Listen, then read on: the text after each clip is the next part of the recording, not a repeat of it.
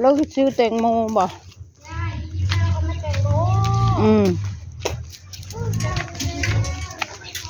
อันนี้ก็จะไปซื้อแตงโมลูกโตๆรสหวา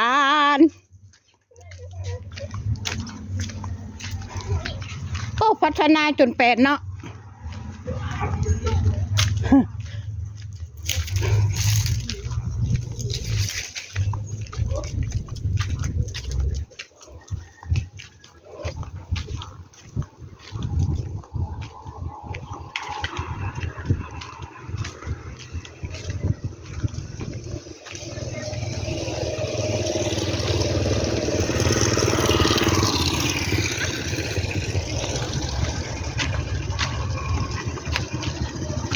มาสิจิโล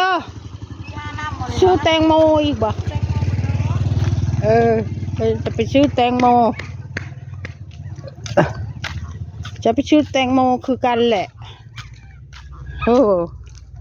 บ้านแม่แหลมส่งบ้านแม่แหลมก่อนเรียบร้อยแล้วเว้ยแม่แหลมเรียบร้อยแล้วเฮ็ดละเอียดครับสุดยอดนี่ยังไงไทยมุงบ้านแม่เฒ่าเจ้าเป็นยังไงวะสุดยอดไหมบ้านแม่เฒ่าเจ้าดื้อ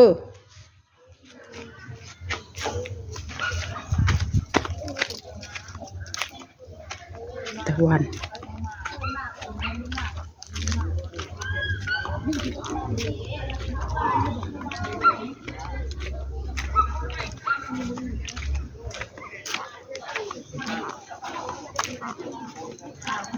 ตะวันคำลง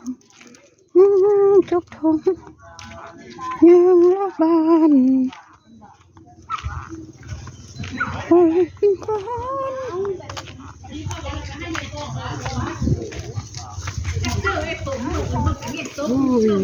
เชื่อแต่เช้าพูนลืมเอาออก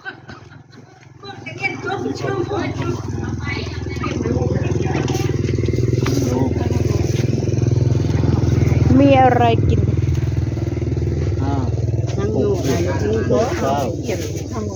เชิงหัวโล้นตัวน้ำแต่ดึกแตงโมลูกเท่าไรเฮ้อ30 กับ 50เอามา30นะแตงโมได้หรอสีไหนคะสีลายไม่ใช่เหรอเพียงอะไรนี่มาเลยนี่เอาลูกนี้ใช่ไหมอันลายนั่นเชฟอยู่เฮยาเชฟมันอะไรเม็ดได้อันไหนลายไม่มีเม็ดนะเอาตัวนั้นแหละคนมักได้ของยาวไหมได้พอเลยป้าดมักพริกถุงสะดาวเช้าป่ะเขาปูคือเด็กค่อยปูว่าเขียวคือหนาววะอันให้เอาอันนะให้เอาขี้เท้ากับอัน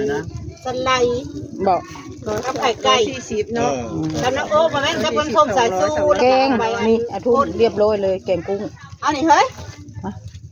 เอาขอขึ้นนั่งเลยนะท้องเขาไปนั่งอยู่ท้องโอ้มันดึงเนาะนั่งอยู่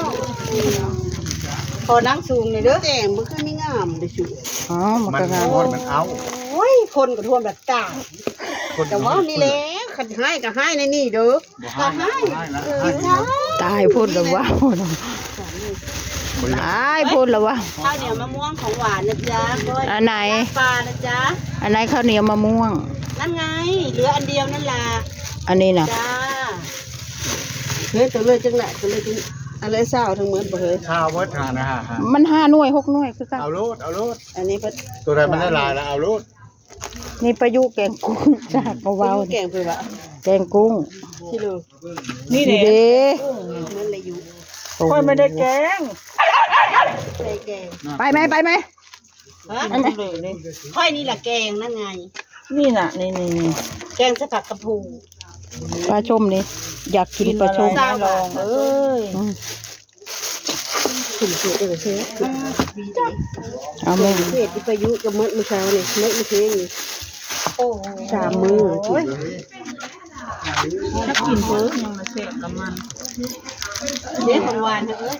เก่งกุ้งเชื่อเลย เก่งเยอะแยะ เขาเลยนี่นะแกงหน่อไม้สดดาวบาทต้มไปมื้อนั้นแล้วกะหลวบหมู 30 นี่ซื้อแกงหน่อไม้ไปกินหน่อยสิแม่กูแก้วแก้วก็มีมาก เท่าไรของคอยมักแตงโมกับอันนั้น อะไรคะ 50 บาทเนาะค่อยเอาอันนั้น แตงโมแล้วก็ปลาส้มก็เป็น50ค่ะ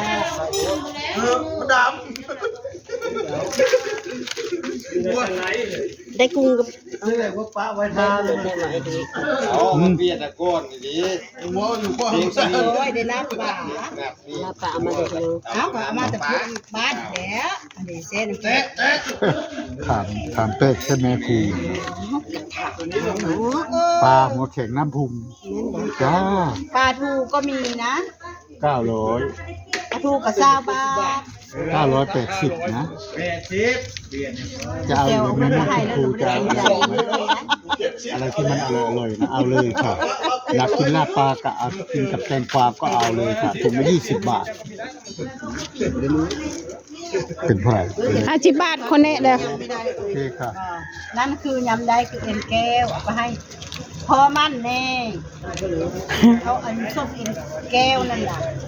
เขาก็มีจากบ้านนะ เช้าจ้า ชมเอ็นแก้วว่าแม่นชมเอ็นผัวดอก จ้า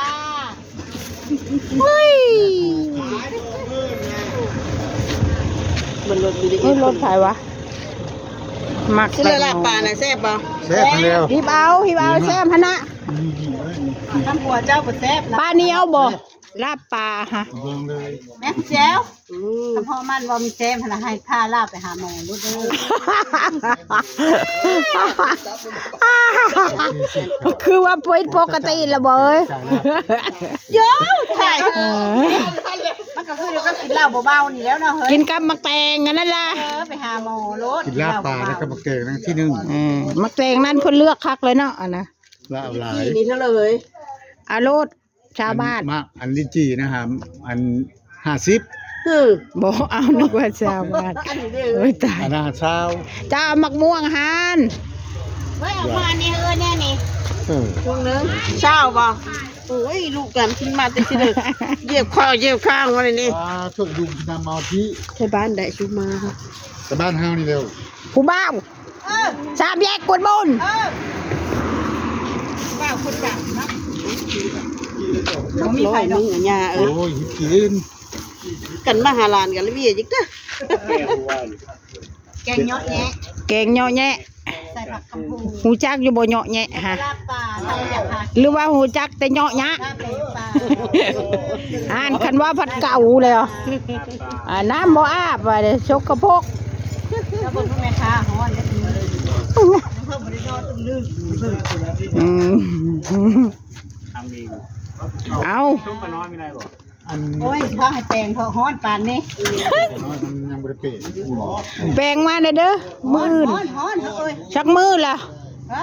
ชมปลาน้อยนะชักมือ โอ้ยเฮาใส่ตู้เย็นได้ยังเฮ้ยแล้วสิไปใส่ต่ออยู่บ่ เมือง เมื่อบ่บัด เมื่อ เอาได้ดาบปานได้ไปหาหมอได้ เดี๋ยวกันหมดแก้วคงไม่ทางเดียวสามหมอ ไปหาหมอมันแท้ซื้อแม่นั่นน่ะ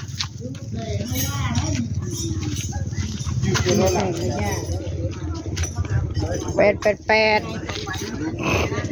900 ผู้ชานค่อยพาเงินไปไกลอีนี่เห็นอยู่บ่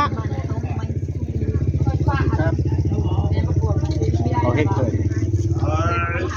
หยุด โอ้แล้วจ้ะ โอเคคู่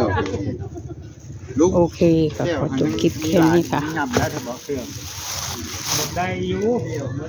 ได้ติ่งอยู่แล้ว ขอจบคลิปแค่นี้อย่าลืมกดไลค์ ขอบคุณเนาะ ข้าวกล้องกูเบิดวันเด้ เปิดเด้ เดี๋ยวตรงนี้ก่อน